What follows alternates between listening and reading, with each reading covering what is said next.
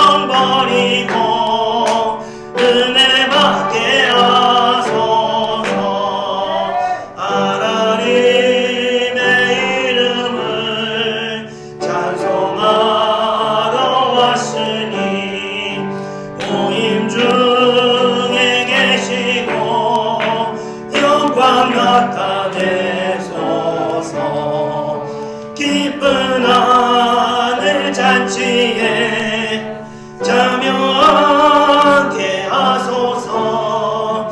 기쁜 하늘 잔치에 참여하게 하소서.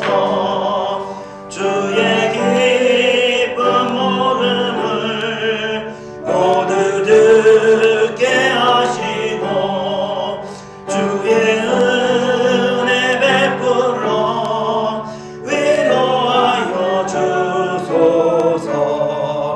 주님 오실 때까지 이날 지키리로다.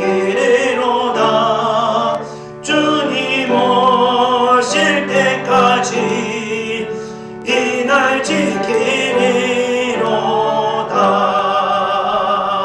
아멘. 이어서 찬송가 82장, 또 찬송가 90장 성부의 어린 양이 찬양드리겠습니다.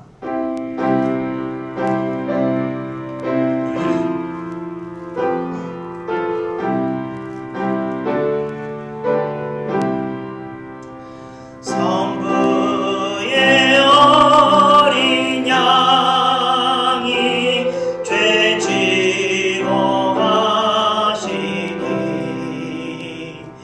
내 몸에 당할 형벌 다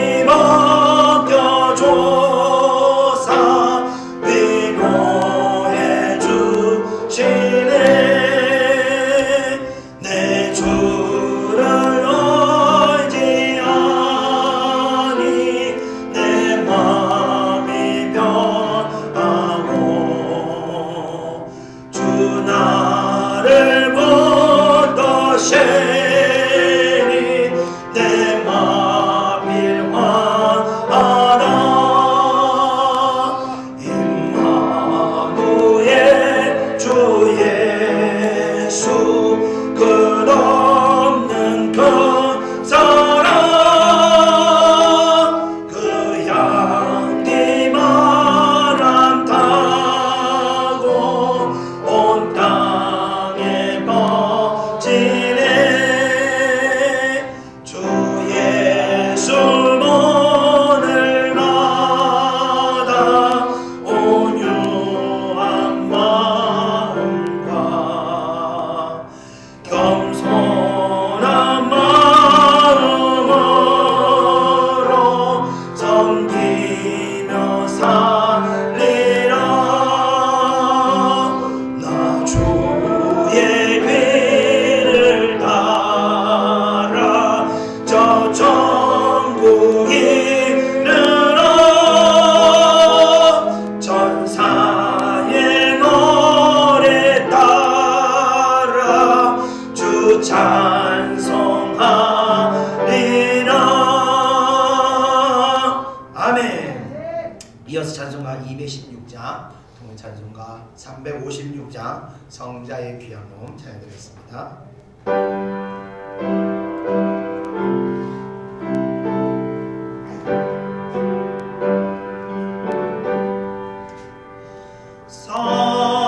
성자의 귀한 몸 날 위하여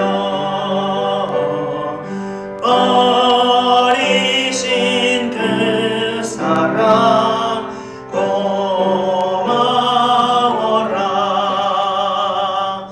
내 머리 숙여서 주님께 비는 말 나무와 주님께 바치리까. 지금도 날 위해 간구하시. 이 얕은 믿음이 없나니 주님의 참사랑 고맙고 놀라워 찬송과 기도를 쉬지 않네. 주님의 십자가 나로 지고 신실한 믿음과 마음으로 범죄의 사랑과 친절한 위로를 내게 나 베풀게 하옵소서. 만 가지 은혜를 받았으니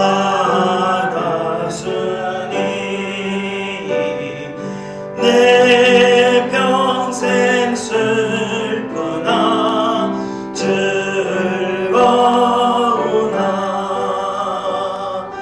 이 몸을 온전히 주님께 바쳐서 주님만 위하여 늘 살겠네. 아멘. 우리 이어서 찬송가 251장, 통일찬송가 137장 놀랍다 주님의 큰 은혜 우리 찬양드리겠습니다.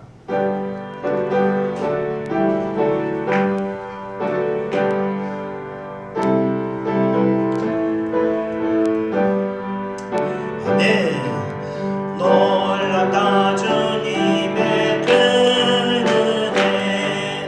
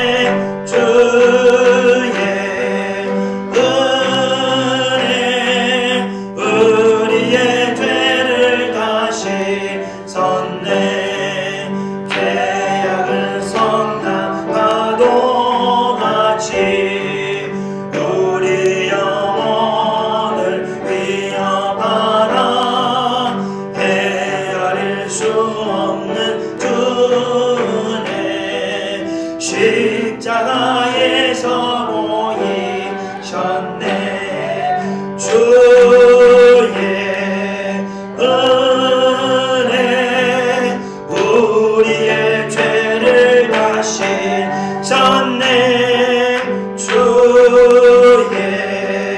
은혜 우리의 죄를 다시 졌네. 죄악에 물든 영혼들을 주께서 피로 씻으시네. 지금도 흐르는 그 피에 눈보다 더 이게 씻으라. 주의 은혜 우리의 죄를 다시 졌네. 주의 은혜 우리의 죄를 다시 졌네. 피할 수 없는 은혜를 믿는 자에게 거저주네. 형제여 주 앞에 나와서 떠지지 말고 고파드라. 주의 은혜 우리의 죄를 다시 졌네. 주의 은혜 우리의 죄를 다시 졌네. 아멘. 우리 끝으로 찬송가 278장, 도인찬송가 336장 찬송 드리고 오늘 예배 가운데 은혜, 치유의 은혜가 임하게 되도록 기도하겠습니다. 우리가 치유가 되지 않은 상태에서는요, 영적인 병이 있는 상태입니다. 영적인 병이 들면요, 모두 보고 생각하고 이렇게 마음 쓰는 것이 하나님의 뜻대로 이렇게 하지를 못합니다. 그래서 우리가 심령이 이 치유가 되고 정말 기쁨과 감사와 회복이 돼야 하나님의 뜻에 순종도 할 수 있는 겁니다. 오늘 그 은혜가 임하게 되도록 다 같이 기도하겠습니다. 찬송가 278장입니다.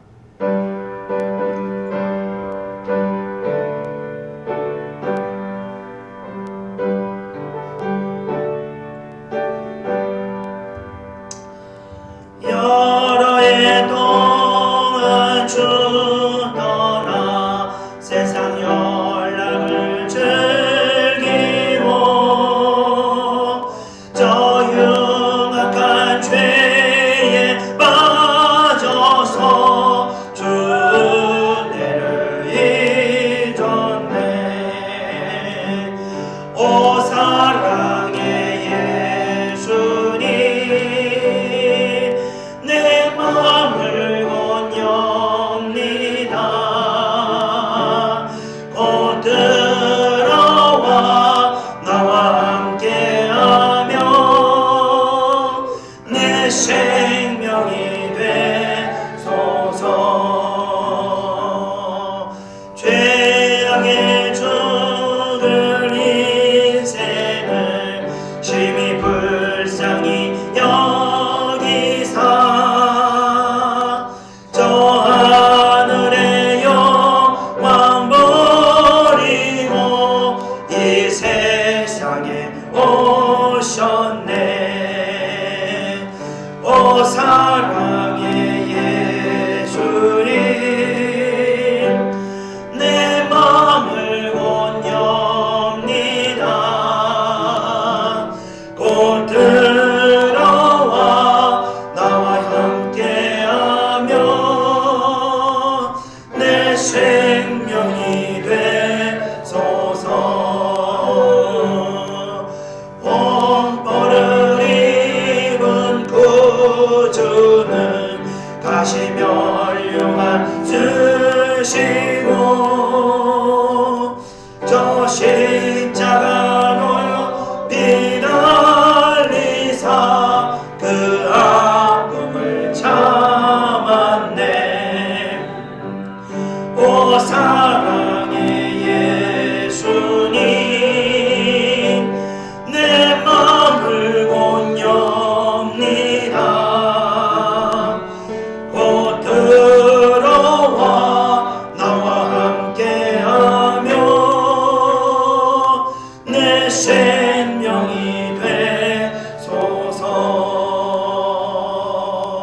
미련한 우리 인생은 주의 공로를 모르고 그 쓸쓸한 사막 가운데 늘 헤매고 다녔네. 오 사랑의 예수님, 내 마음을 곧 엽니다. 곧 들어와 나와 함께하며 내 생명이 되소서. 아멘. 다시 동성 기도하겠습니다. 은혜와 사랑해 주님 감사합니다. 이 시간 저희들 주님의 은혜를 바라고 이것을 왔습니다. 특별히 오늘 예배 가운데 저희들 심령이 회복되기를 원합니다. 저희들 세상 살면서 또 여러 가지 인간적인 관계에 있어서 아버지 말로 인하여 또 행동으로 인하여 심령이 상하고 상처받은 마음들이 있음을 이 시간 고백합니다.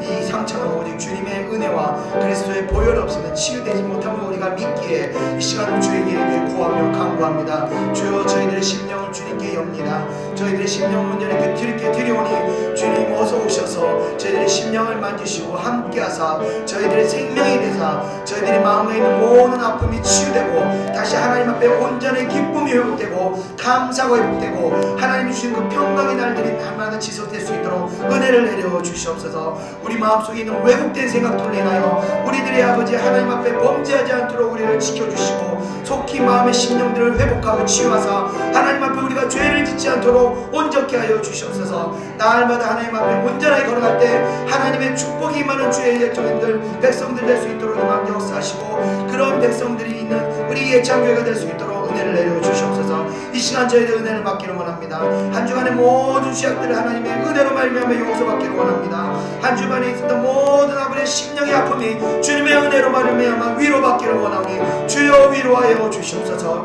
저희들의 심령이 다시 기쁨으로 찰 때 우리가 감사하며 영광 돌리며 하나님께 찬양하는 영광 돌리는 주의 백성 될 수 줄 믿습니다. 오늘 예배 가운데 역사할 걸 믿사오며 모든 것 예수님의 이름으로 기도드립니다. 아멘. 다같이 사도신경으로 신앙을 고백하겠습니다.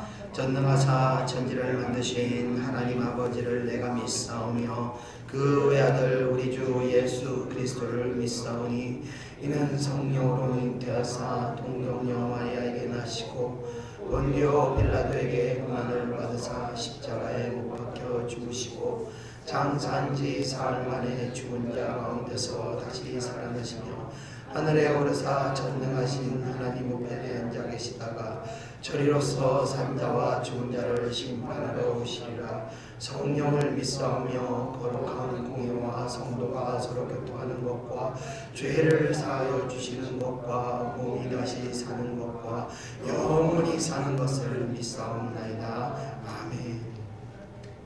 오늘 예배를 대표해서 산송경 원사님께서 대표해 주시겠습니다. 기도드리겠습니다.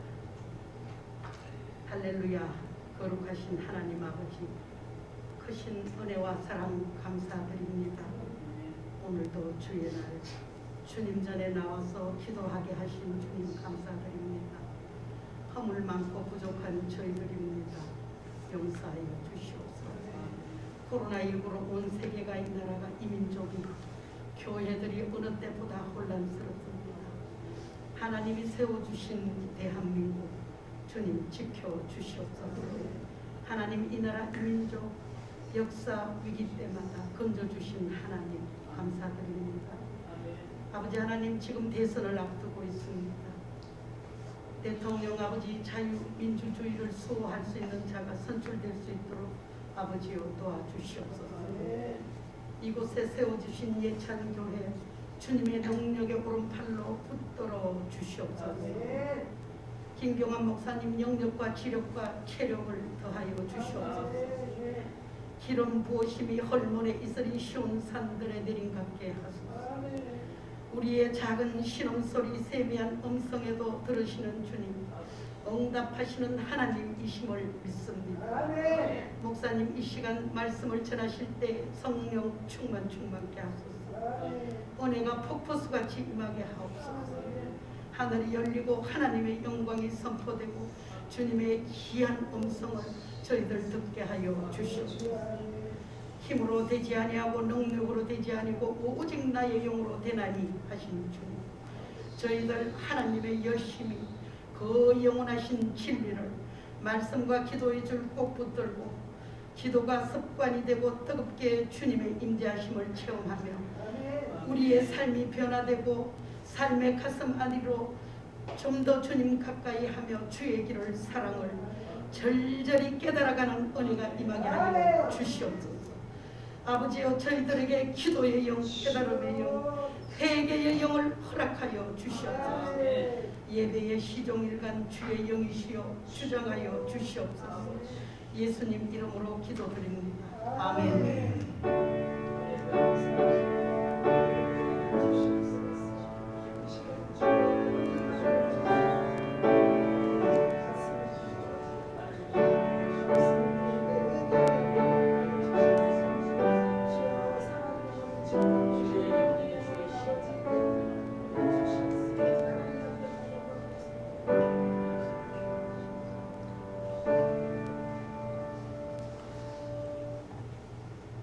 하나님 말씀 보겠습니다. 하나님 말씀은 마태복음 10장 9절에서 15절입니다. 마태복음 10장 9절에서 15절, 신약성경 14페이지입니다.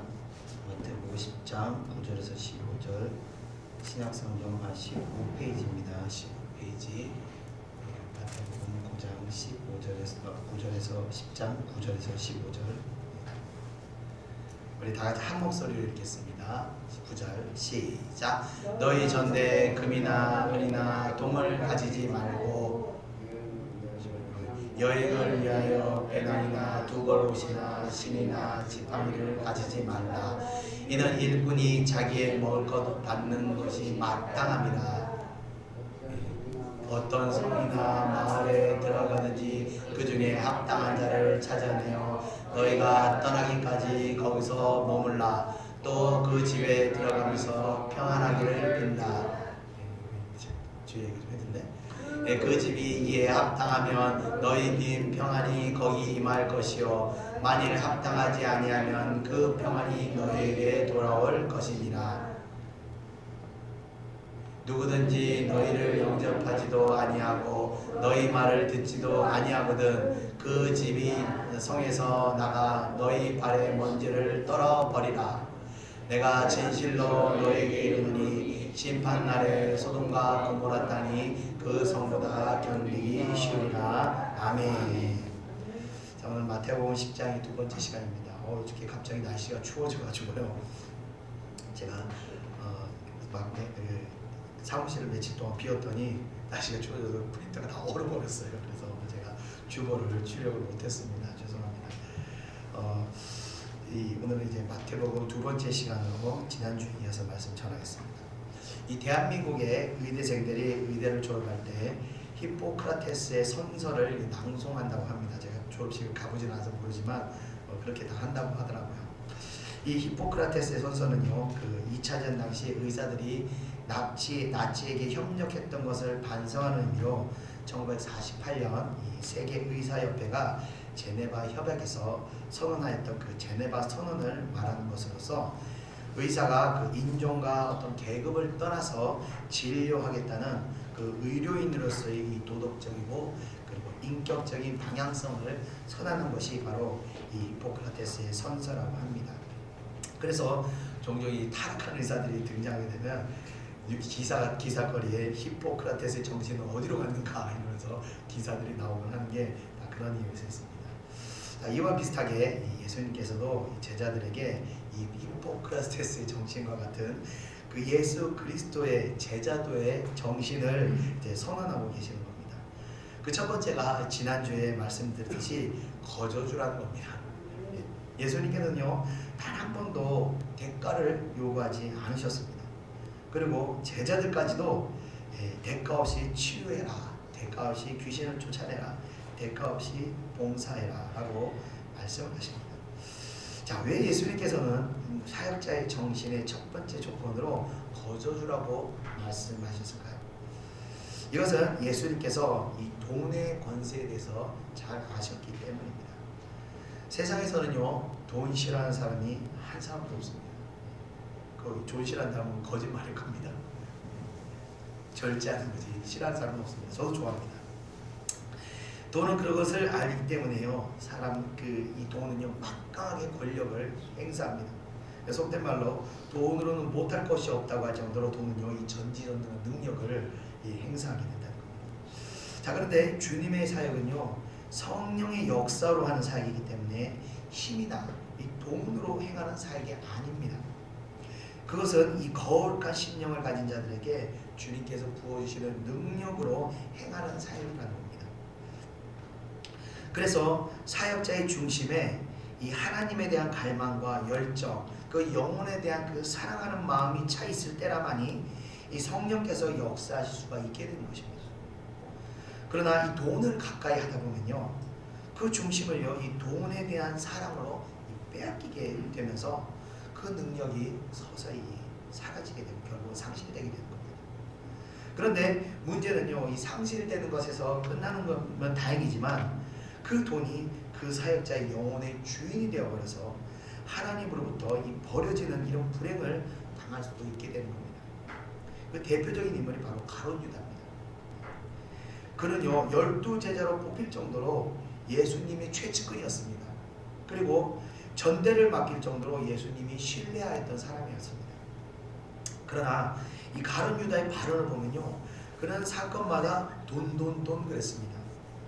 이 마리아가 향유를 예수님의 머리에 부어서 이 장사를 예표했을 때 가룟 유다는 야, 그 향유가 팔면 얼마인 줄 아냐 이러면서 300데나리온 이상이다 이러고 그 마리아를 책망한 적이 있습니다.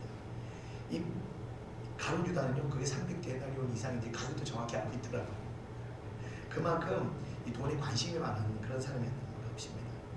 자, 그렇게 돈에 관심이 많았던 가룟 유다는 결국 이 물질의 권세에 마음을 빼앗겨서 예수님을 팔아버리게 됩니다. 자, 그와 같이 이 사역자가요, 돈에 관심을 가지고 있으면요, 언제 이렇게 예수님을 잃어버리게 될지 알 수가 없는 겁니다. 그래서 예수님께서는 제자들에게 첫째, 돈을 멀리 하라면서 거저주면서 사역하라고 말씀하신 것입니다. 이 하나님의 기름 부음으로 능력이 있었던 많은 목회자들이 이 물질로 인해서 넘어져 이 하나님으로부터 은혜가 걷어지는 불행한 모습을 볼 때마다 저는 정말 두려움의 몸소리를 칩니다. 그게 얼마나 주의 종으로서 비참한 모습인지 정말 상상도 하고 싶지 않은 그런 모습입니다. 그렇기 때문에 항상 마음에 제가 늘 얘기하셨지만 마음을 항상 점검을 해야 된다. 내 마음에 다른 것이 있지 않나 늘 제가 점검한다는 이유가 그래서 그런 겁니다. 이어지는 구절을 보면요, 8절의 연장입니다. 이어지는 구절도 8절의 연장인데, 구절을 보면요, 전대 금이나 은이나 이 동을 가지지 말라는 것도 주님께서 주신 권능을 이용해서 돈주머니를 채우지 말라는 의미가 있으면서도 동시에 또 너희가 가진 것으로 사역하지 하는 것이 아니라는 것을 가르치고 계시는 겁니다. 베드로와 요한이 성전에서 구걸하는 안진뱅이에게 은과 금은 내게 없으나 내게 있는 이것을 내게 주노니 나사렛 예수 그리스도 이름으로 일어나 걸으라 라고 말씀하셨던 것처럼 가진 것으로 사역하는 것이 아닙니다. 이런 것들을 가지지 말라고 말씀하신 겁니다. 이 사람이 왜 이 사역을 할 때 가진 것이 많으면 어떻게 일이 일어나냐면요, 성령을 의지하지 않습니다. 자꾸 가진 것으로 문제들을 해결하려고 그러고 가진 것으로 이 사역을 하려는 그런 습성들이 안에서 올라오기 때문에 그렇습니다. 그래서 하나님의 역사가 가진 것으로 자꾸 하다 보면요, 하나님의 역사가 점점 사라지는 것입니다. 또 예수님께서는 계속해서 10절에 다음과 같이 말씀하십니다. 우리 다 같이 한번 10절 읽어보겠습니다. 시작. 여행을 위하여 배낭이나 두벌옷이나 신이나 지팡이를 가지지 말라. 이것은 일꾼이 자기의 먹을 것 받는 것이 마땅함이라. 아멘. 자, 이제 제자들에게 사역을 할 때 준비해야 할 것들을 말씀하시게 됩니다. 당시 근동 지역에서는요, 여행을 한다는 것은요, 굉장히 많은 불편을 하고 불편을 감수해야 하고 또 위험한 요소들이 많이 있었습니다. 이 여행이라는 것이 우리가 생각하는 그런 관광의 개념이 아니라 이 장거리 이동을 이야기하는 것입니다. 그래서 하루 이틀 거리가 걸 때도 있지만 또는 수일 또 수십일에 이르는 거리를 걸어가야 할 때도 있기 때문에 이 비용도 상당히 많이 들어가고 또 강도를 만날 수 있는 위험도 상당히 큽니다. 예수님께서 이 강도 만난 사람 비유를 이야기하실 때도 바로 이런 강도 사건들이 당시에 빈번했기 때문입니다.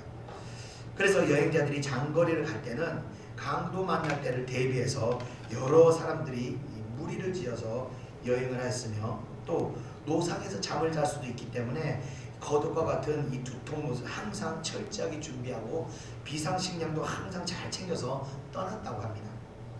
자, 이러한 환경으로 제자들에게 전도 여행을 떠나보내시게 되는 겁니다. 그런데 전도를 떠나는 제자들에게 예수님께서는 기본적인 준비물도 허락하지 않으셨습니다.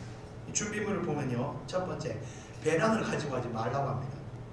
우리 어디 갈 때 뭘 먼저 챙깁니까? 배낭부터 찾죠. 예, 트렁크 꺼내고 배낭 꺼내고 짐실을 가방부터 챙기는 겁니다. 그런데 이것을 버리라고 하십니다. 가져가지 말라고 하십니다. 두 번째, 여분의 옷이나 신발을 챙기지 말라고 말씀하십니다. 우리 여행 갈 때 제일 먼저 뭐 챙기죠? 갈아입을 옷 챙기잖아요. 하나님께서 이것도 챙기지 말라고 하십니다. 또 지팡이를 가지지 말라고 하시는데, 지팡이는요, 이 들짐승들이 등장했을 때 이 방어할 수 있는 이 최소한의 방어 도구입니다. 그런 것조차도 가지고 가지 말라고 말씀하십니다. 예수님께서 이렇게 제자들에게 이 부실하게 준비시키신 목적이 무엇일까요? 여러분들한테 이런 상태로 선교 가라면 가겠습니까? 최소한 얼마 정도 선교비를 보장해주고, 그다음 매달 뭐 선교품도 좀 주고 이런 걸 다 줘야 우리 선교 가지 않습니까?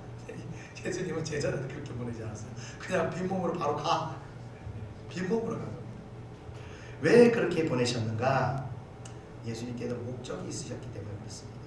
그 목적은 다름이 아니라 이들이 그 사역길을 가면서 그 사역을 하면서 가진 것이 없음으로 인해서 철저하게 성령을 인도하심을 의지하게 하는 그런 의도가 있었던 것입니다. 그리고 하나님께서 사용하실 사람은요, 그런 의도기 때문에 제자들을 보내신 건데, 하나님께서 이렇게 사람을 세우실 때 보면요, 그 사람이 하나님께 충성되게 하려면 가진 것을 맨 먼저 없애버리십니다. 예. 그 사람을 가진 것을, 그 사람이 의지하는 것들 다 상실하게 만드는 게 하나님의 첫 번째 작업입니다. 그래서 목회자가 되기 전에 물질을 다 잃어버리게 만들기도 하고요, 건강을 다 잃어버리게 만들게 하면서 다 잃어버리게 해서 이제 하나님만 바라보게 만드는 게 하나님의 첫 번째 과정입니다. 그래서 예수님께서도요, 빈손으로 사역을 떠나게 하신 목적이 제자들이 전도여행을 하면서 먹을 것이 없을 때 정말 간절하게 기도하는 가운데 엘리야가에게 까마귀가 떡과 고기를 물어다 주듯이 주의 사명자들에게 하나님께서 굶기지 않으신다는 그 체험을 하게 하시려고 먹을 것도 가져가지 마라. 춥고 떨릴 때 그 추위를 피할 수 있도록 불기둥 같은 것들을 보여주게 하시려고 두부로 또 챙기지 말고 떠나라. 위험한 상황에서 기적과 같이 하나님이 도우심을 부게 하시려고 지팡이도 가지지 말고 떠나라. 빈손으로 가라. 그러나 하나님 너와 함께 하신다는 그런 것들을 절대적인 믿음을 만들게 하시려고 이렇게 빈손으로 떠나게 하십니다. 실제로 선교를 갈 때요, 말기암에 있던, 제가 들은 얘기인데, 말기암에 있던 어떤 여자 선교사님이 유방암 말기암인데 불구하고 빈몸으로 선교를 가서요, 3,000명의 밥을 해먹이면서 사역을 감당한다는 얘기를 들었을 때 정말 이게 그분이야말로 정말 하나님께서 빈몸으로 보내신 가운데 하나님이 역사하신 것들을 많은 체험을 하게 하신다는 겁니다. 그래서 제자들에게 철저하게 주님을 의지하는 그 훈련을 시키는 목적을 가지고 이렇게 보내시게 된 겁니다. 이어지는 11절을 우리 다 같이 한번 읽어보겠습니다. 시작. 어떤 성이나 마을에 들어가든지 그 중에 합당한 자를 찾아내어 너희가 떠나기까지 거기서 머물라. 아멘. 자, 어떤 성이나 마을에 들어가든지 라고 말하는 것은요, 전도에는 어떤 목적이나 대상을 정하는 것이 아니라는 겁니다. 누구든지 간에 복음을 들을 수 있는 그 하나님의 택함 받은 사람을 찾아야 한다는 겁니다. 신학에는요, 택함과 유기라는 것이 교리가 있습니다. 하나님께서 구원하기로 작정하여 택한 사람과 구원에서 택함 받지 못한 사람이 있는데, 누가 택함을 받았는지는 또 누가 택함을 받지 못했는지는 우리 육안의 눈으로는요 알 수 없다는 것입니다. 그래서 전도할 때 그 대상을 규정하지 않는 것은 택함 받은 사람이 누군지 알 수 없기 때문에 이 불특정 다수를 상대로 복음을 전하는 것입니다. 그때 택함 받은 사람들은요 그 복음을 전해 듣고 그 말씀이 심령에서 죽은 영을 살리면서 믿음이 살아나게 되는 것입니다. 그리고 하나님께서는요 전도를 보내실 때 그냥 보내시는 것이 아닙니다. 반드시 구원받게 하실 그 합당한 자들을 예비하셨기 때문에 하나님께서 보내시는 겁니다. 그리고 그 합당한 자를 만나게 됐을 때 주님께서 뭐라고 하시는가? 너희가 떠나기까지 거기서 머물라 라고 말씀하십니다. 쉽게 말하면 신세를 지다 오라고 그렇게 보이기도 하는데, 왜 굳이 예수님께서 머물라 하셨을까? 그걸 알기 위해서 먼저 예수님, 상식적으로 예수님 믿었으면 빨리 또 거기를 떠나서 다른 사람 전도하고, 또 그 사람이 믿었으면 또 빨리 다른 곳으로 전도하고 계속 전도하면 믿는 사람들이 더 빨리 확장될 텐데, 왜 예수님은 그렇게 하시지 않고 그 집에 머물면서 떠날 때까지 그 집에 있으라고 말씀하셨냐면요, 먼저 우리가 성경을 볼 때도 문자적으로만 볼 것이 아니라 예수님의 사역을 잘 눈여겨봐야 됩니다.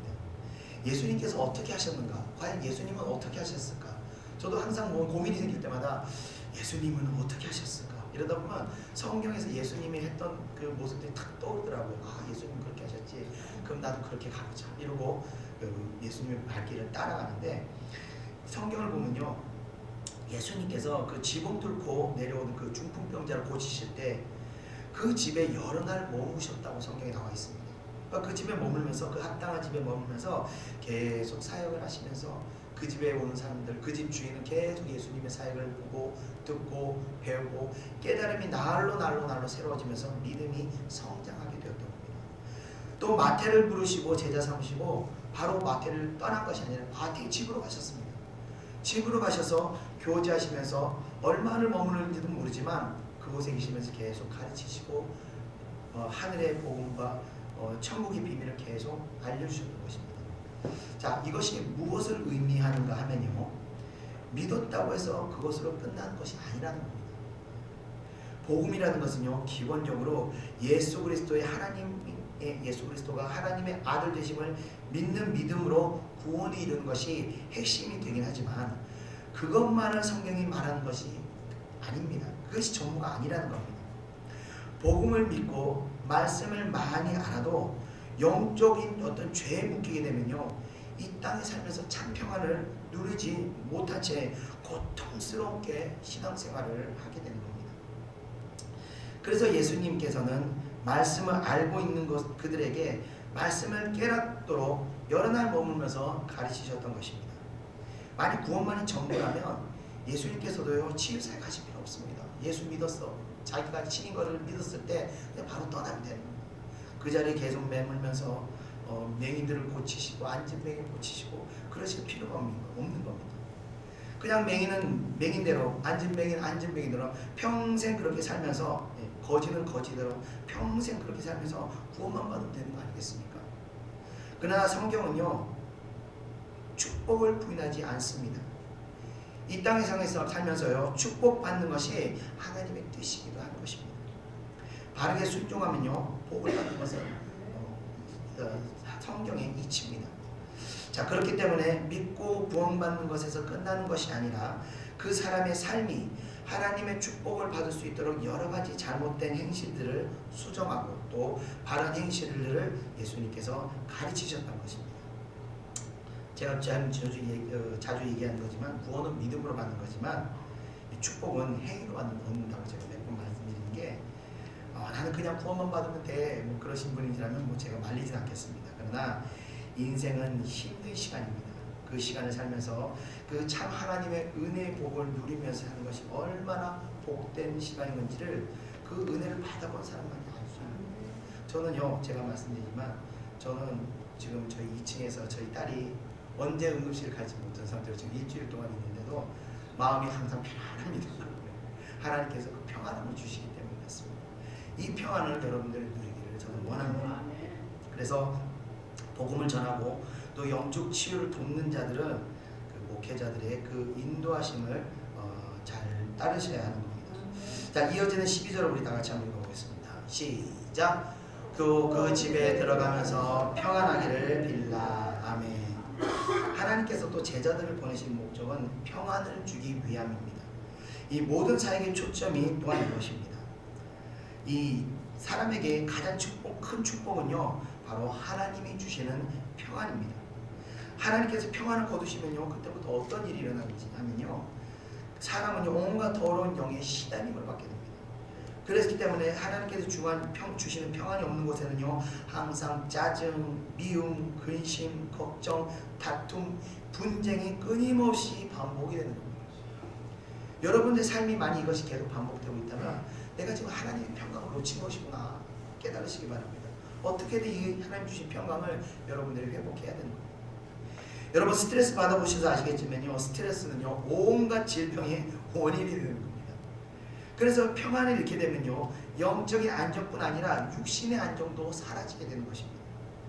그래서 제자들에게 어딜 가든지 그곳에서 하나님의 평안이 머물도록 기도하라고 말씀을 하신 겁니다. 저도 항상 신망하는 목적이 그 가정에 하나님이 주신 평안이 머물게 하고 식사도 잘 되고 소화도 잘 되고 잠도 편안하게 자고 스트레스 받으면 잠도 안 와요. 밤 딱 씁니다.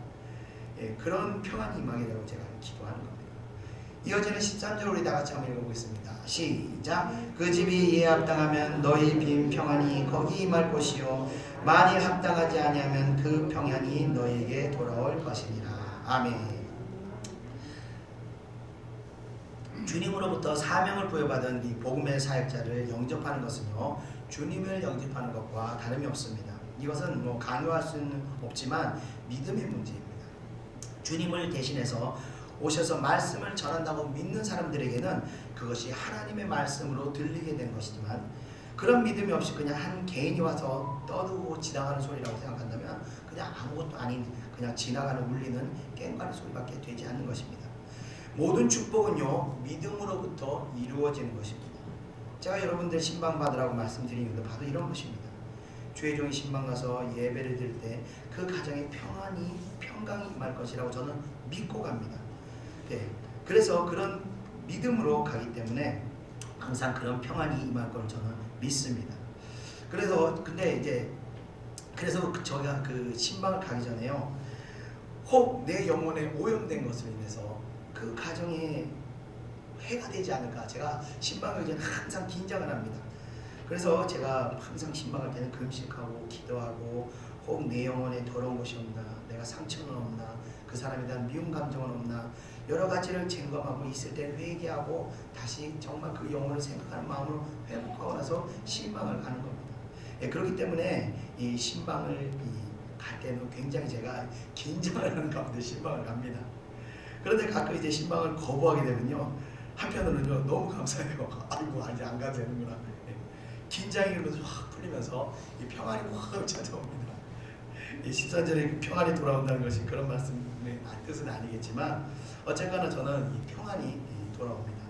근데 문제는요, 14절에 뭐라고 말씀하시는가 하면요, 우리 14절 다 같이 한번 읽어보겠습니다. 시작. 누구든지 너희를 영접하지도 아니하고 너희 말을 듣지도 아니하거든 그 집이나 성에서 나가 너희 발의 먼지를 떨어버리라. 아멘.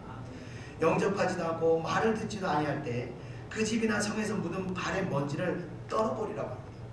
이 먼지를 떨어버린다는 것은 유대인의 규례에 관한 이야기인데, 유대인들은요, 이방 땅을 부정한 지역으로 여겼습니다. 그래서 이방 땅을 걸어다니다가 유대 지역으로 다시 돌아올 때는 그 발에서 묻은 먼지를 탁탁탁 발을 털면서 떨어버림으로 인해서 이방에 임할 하나님의 심판이 나에게서 떨어졌다고 생각하였던 겁니다.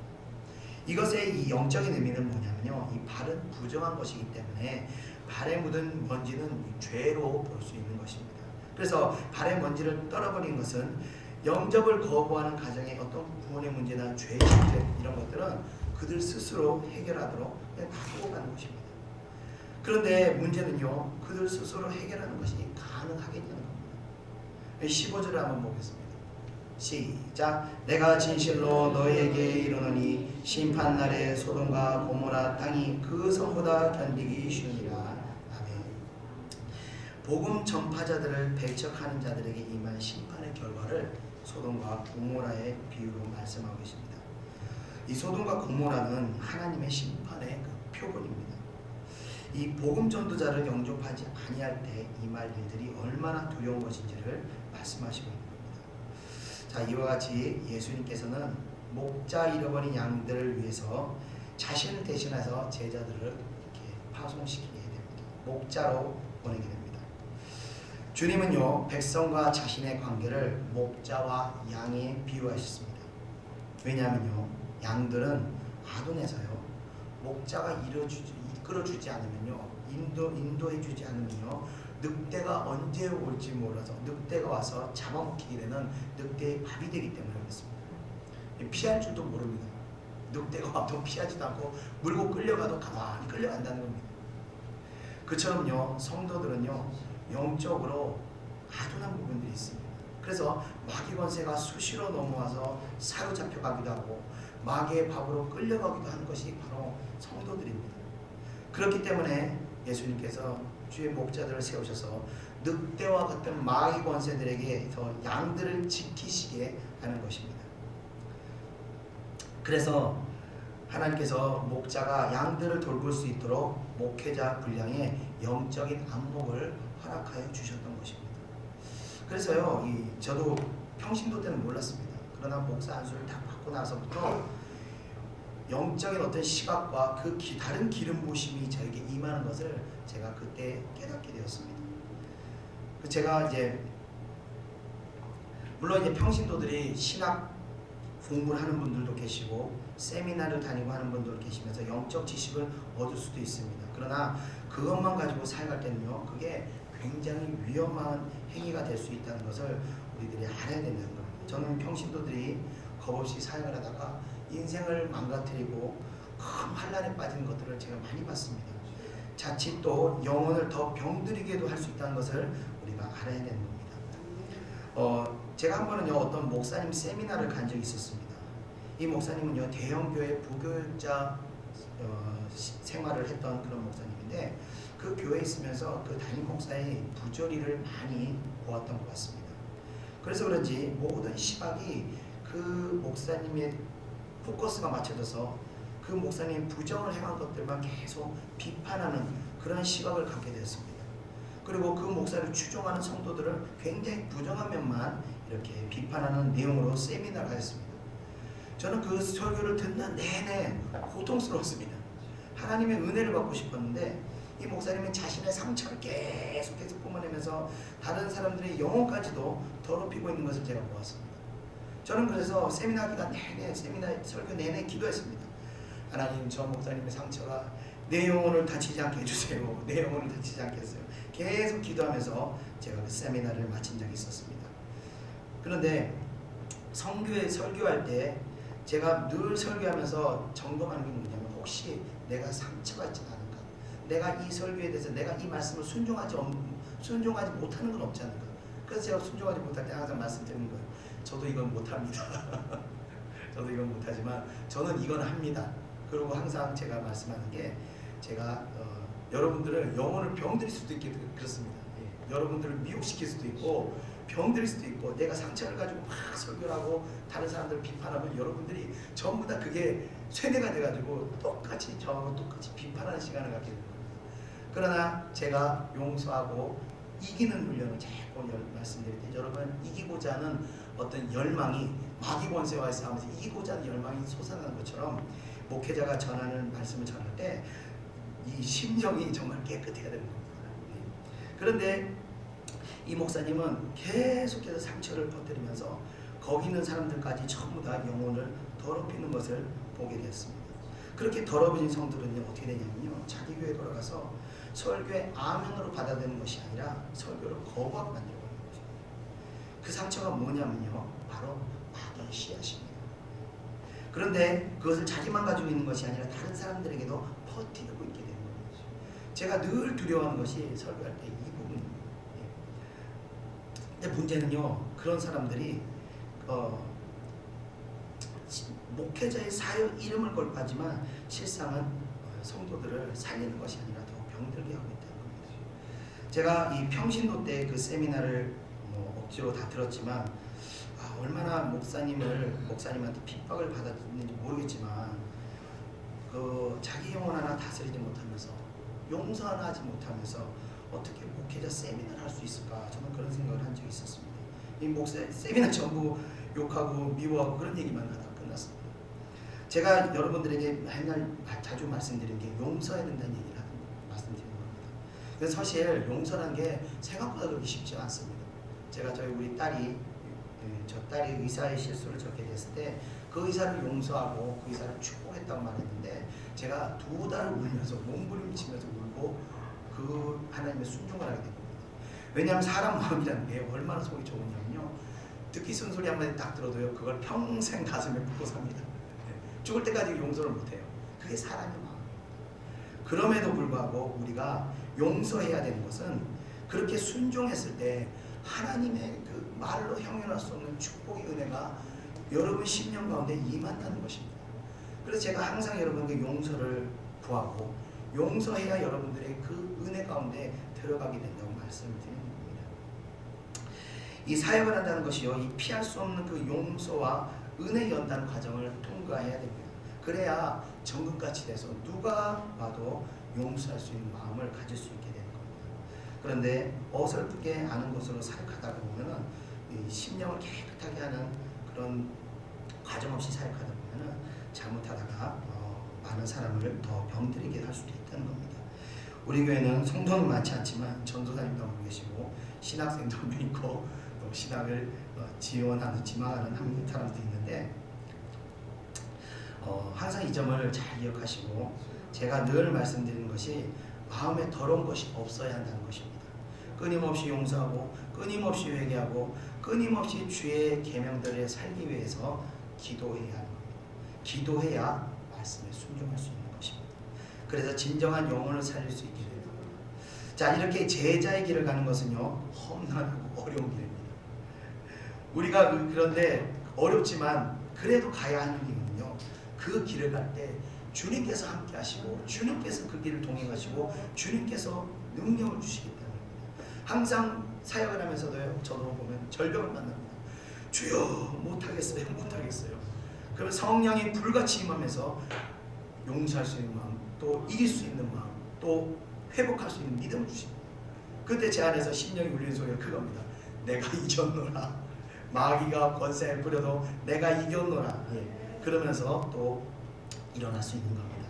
여러분들 그래서 항상 무엇을 하든 간에 누구를 위해서 기도하실 때, 누구를 위해서 또 사역을 하고 상담을 할 때 항상 받기 전에 여러분의 영혼을 점검하십시오. 여러분의 혹시 그 사람을 대해서 사심이 있지 않는가, 이 사람에 대한 어떤 나쁜 감정이 있지 않는가, 그러면요 나도 모르게 상담하면서 더러운 것이 툭 튀어나와서 그 사람의 심령을 치게 되는 겁니다.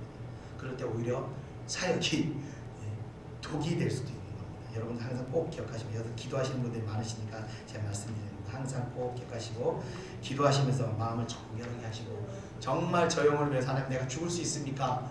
물어보시고 사역하실 때 놀라운 역사가 일어날 줄 믿습니다. 우리 다 같이 기도하겠습니다. 은혜와 사랑해 주님 감사합니다. 하나님께서 주의 제자들에게 오직 주님만 의지하도록, 모든 것 다 의지하지 못하도록 내려놓고 주님의 길을 가라고 말씀하셨습니다. 저희들 그 길이 얼마나 어렵고 얼마나 두려운지 알지만은 주님께서 함께 하실 것을 믿고 저희는 그 길을 갑니다.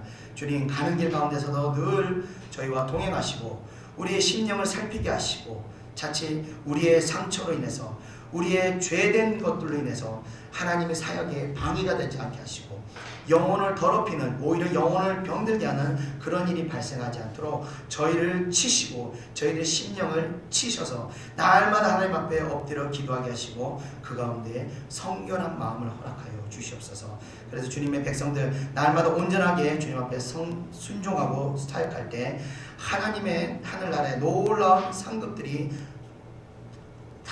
저희들을 위해서 쌓여 있을 거라고 믿사옵니다.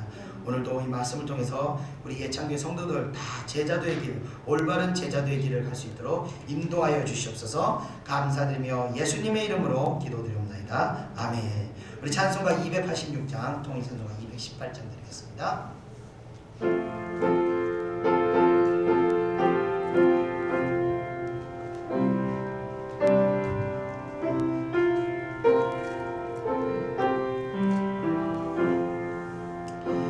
주 예수님 내 맘에 오사 날 붙들어 주시고 내 마음에 새 힘을 조사 늘 기쁘게 하소서.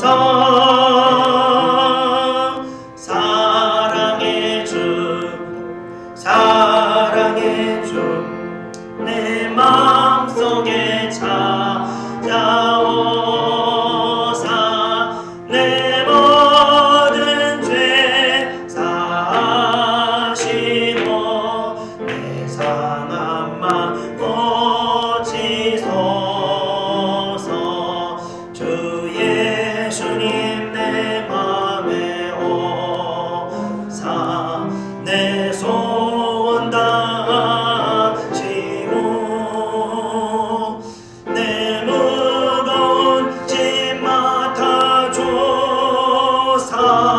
참 평안을 주소서. 사랑의 주 내 마음속에 찾아오사 모든 죄 사하시고 내 상한 맘 고치소. 주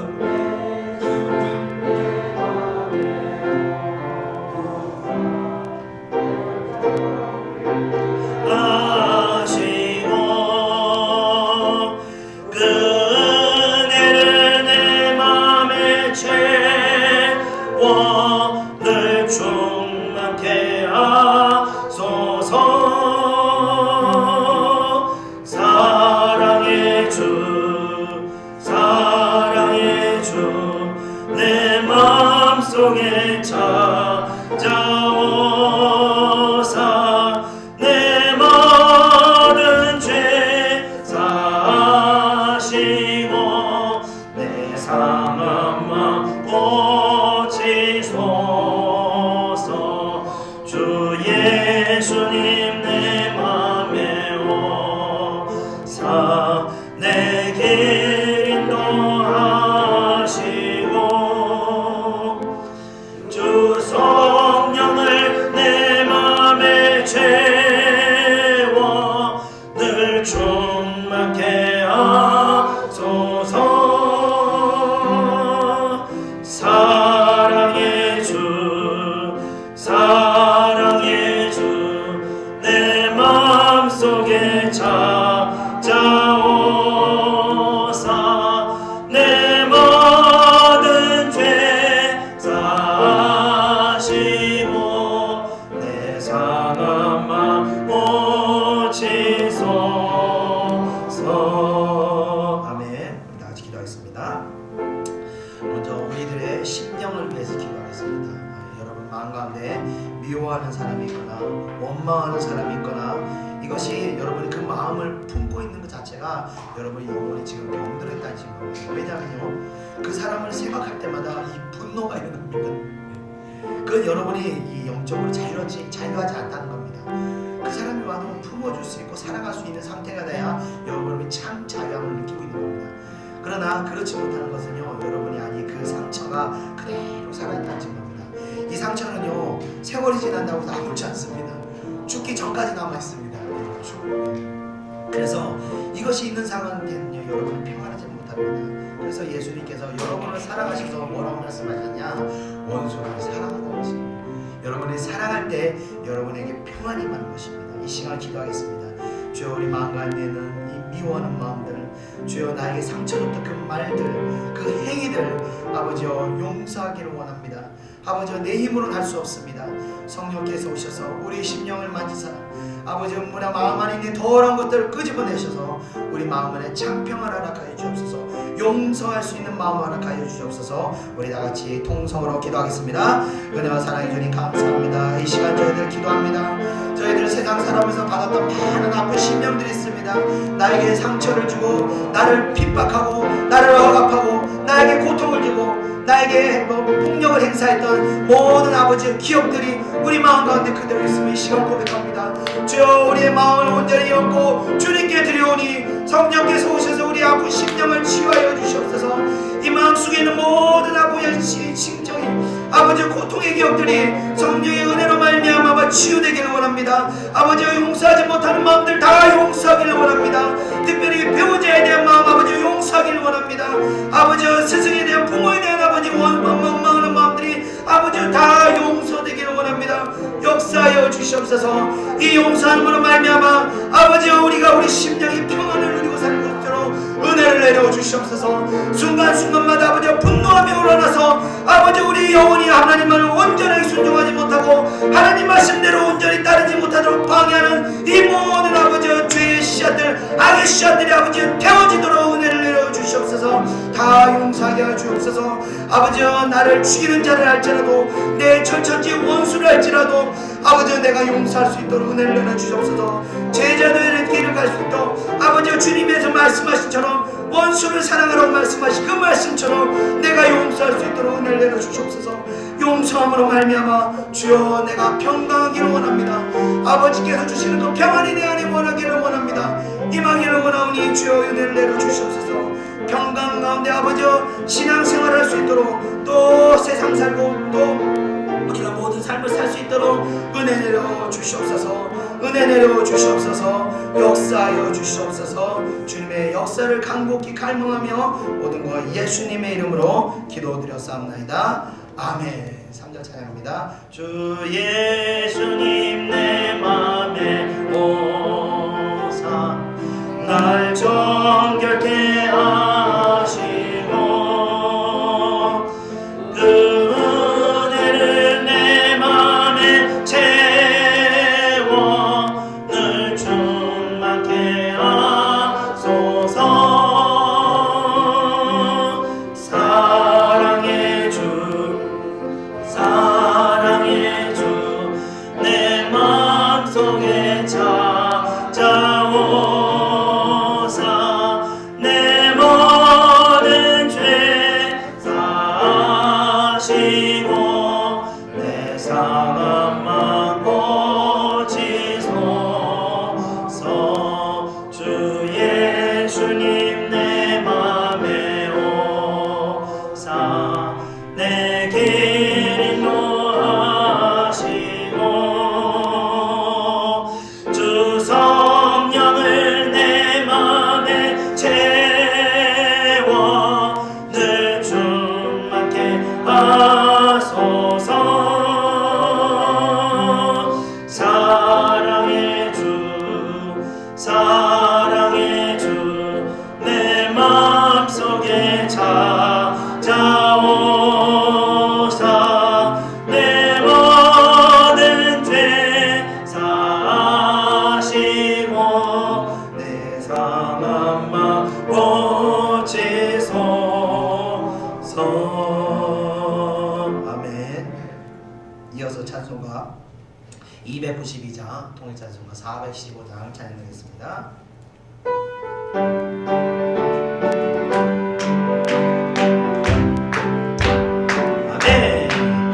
주 없이 살 수 없네 죄인의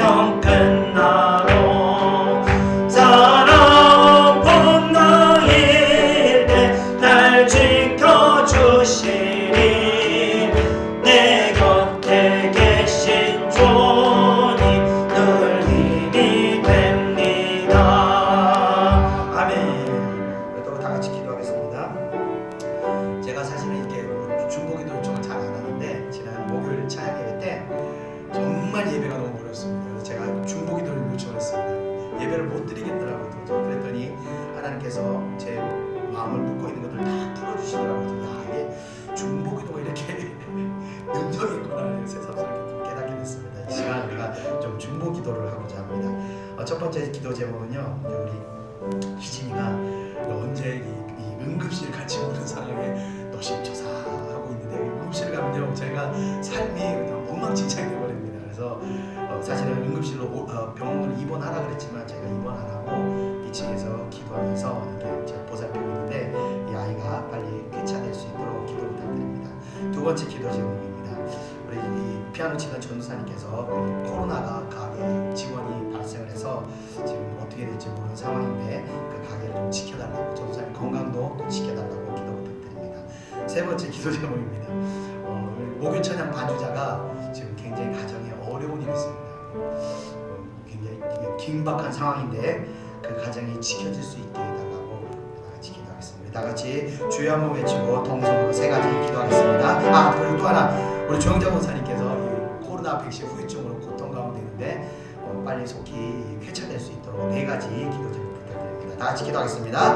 은혜와 사랑해 주님 감사합니다. 이 시간 저희들은 중보 기도드립니다. 저희 신의 앞딸을 위해서 기도드립니다.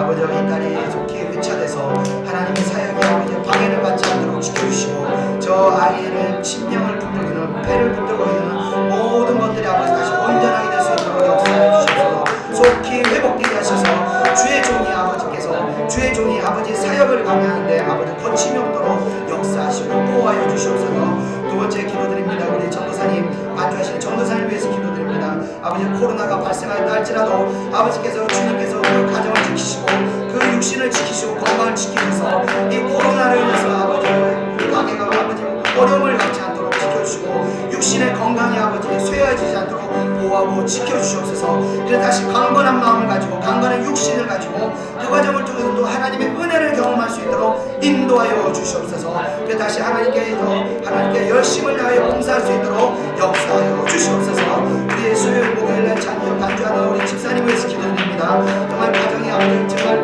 바람부는 듭불과 같은 상황이 있습니다. 아버지, 그 가운데 마귀가 역사하고 있습니다. 마귀는 어떻게든 아버지 깨뜨리려고 역사하고 있으나 주님께서 굳건하게 지켜서 마귀들이 역사하지 못하도록 온전히 보호하시고 그 가정이 다시 삼겹질로 올려질 수 있도록 아버지 역사하여 주시옵소서. 그 시험을 잘 이길 수 있도록 믿음을 주시옵소서. 시험을 이길 때 아버지 그 가운데 그 뒤에 큰 축복이 있는 줄 아버지 깨닫게 하시고 믿게 하시고 믿음으로 집사님이 그 시험을 잘 감당할 수 있도록 인도하여 주시옵소서. 우리 조영자 원사를 위해서 기도합니다. 아버지, 코로나 후유증으로 인하여 아버지 육신에 연약함이 생겼습니다. 그러나 아버지 그것으로 인해서 아버지 기도가 방해받지 않도록 지켜주시고 아버지 속히 그 병들이 그 아버지의 불편함들이 치유될 수 있도록 역사하셔서 아버지 하나님의 일을 사명을 감당하는 데 부족함이 없게 하시고 아버지께 기도하는 게 부족함이 없게 하시고 신앙생활에 아버지 부족함이 없도록 역사하여 주시옵소서. 온전케 하셔서 속히 하나님을 향해 뜨거운 다시 열정이 생겨날 수 있도록 은혜를 주시옵소서. 이렇게 아버지 저희들의 예천교회 성도들이 기도드립니다. 저희 기도를 들으시고 아버지 이 시간 천군 천사를 보내셔서 각 지역과 각 사람들을 아버지 보호하시고 지키시고 마귀의 권세들 아버지 괴멸시키셔서 완전히 회복의 은혜를 허락하여 주시옵소서. 또한 중보기도는 지리는 아버지 주의 백성들에게도 축복하사 아버지 평안이 임할 수 있도록 역사하여 주시옵소서. 역사하여 주시옵소서. 날마다 기도하는 자들 낼 수 있도록 은혜 내려 주시옵소서. 감사드리며 모든 것 예수님의 이름으로 기도드렸사옵나이다. 아멘. 3절 찬양합니다. 주 없이 살 수 없는 내 주는 하신다. 내 영의 깊은 간구 마음의 소원을 주밖에 나의 마음이 알아주리요. 내 마음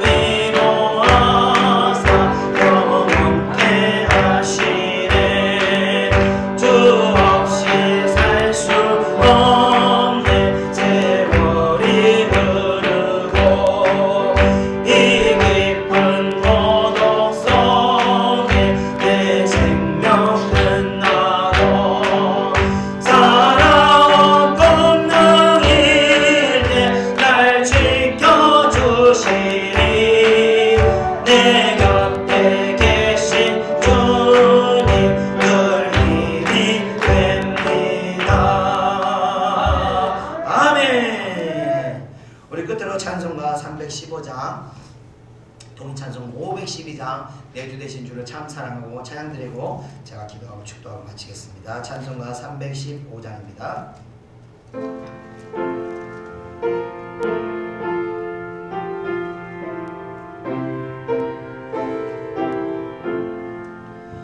내 주 되신 주를 참 사랑하고 곧 그에게 죄를 다 고합니다. 그는 은혜를 주신 내 예수시니 이 전보다 더욱 사랑합니다. 주 날 사랑하사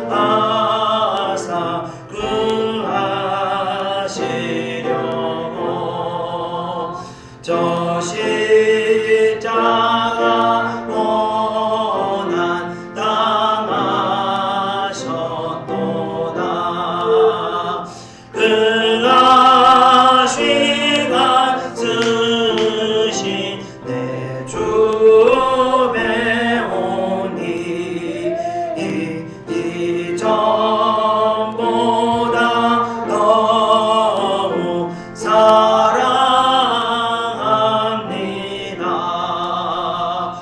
내 평생의 그 힘쓸 그 큰 의무는 주 예수의 덕을 늘 기림이라. 숨질 때에까지 내 할 말씀은 이 전보다 더욱 사랑합니다.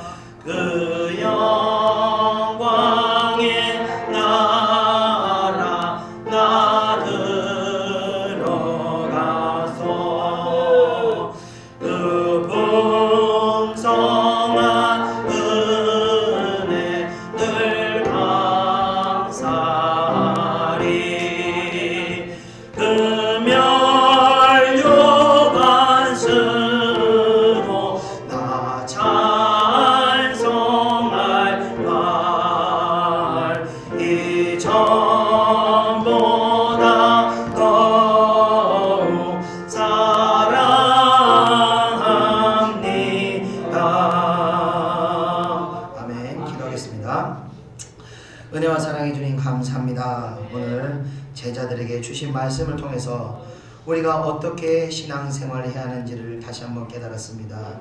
이제껏 우리가 가진 지식, 우리가 가진 건강, 우리가 가진 물질 의지하며 살아왔던 저희들의 지난 날들을 주님 앞에 회개하오니 주여 용서하시고 이로는 오직 주님의 능력, 주님을 의지하며 저희가 살아갈 수 있도록 인도하여 주시옵소서.